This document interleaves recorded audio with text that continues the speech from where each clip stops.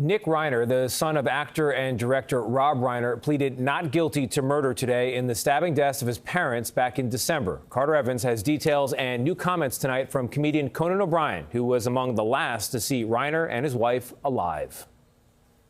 More than 2 months after the stabbing deaths of his parents, Nick Reiner said just one word in court today, telling the judge he'll waive his right to a speedy preliminary hearing after the 32-year-old entered a plea of not guilty to murdering his parents, actor and filmmaker Rob Reiner and film producer Michele Reiner, at their Brentwood home in the early morning hours of December 14th.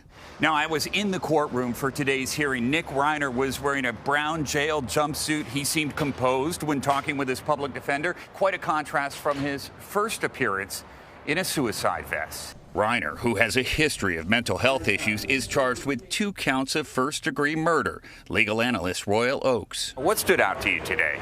What stood out was what didn't happen. There was no argument that Nick Reiner is incompetent to stand trial. That doesn't stop them from saying, hey, he was diagnosed as schizophrenic, he was on medication, and therefore, the night of the murders, he was insane. Today, LA's district attorney said prosecutors are not ruling out the death penalty.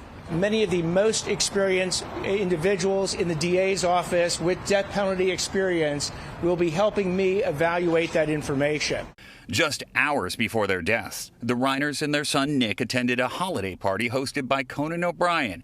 The comedian broke his silence in an interview with The New Yorker. Saying goodnight to somebody and having them leave and then find out the next day that they're gone, it's so awful. It's just so awful. Nick Reiner remains in custody without bail. His next court date is scheduled for April 29. Tony? Carter, thank you.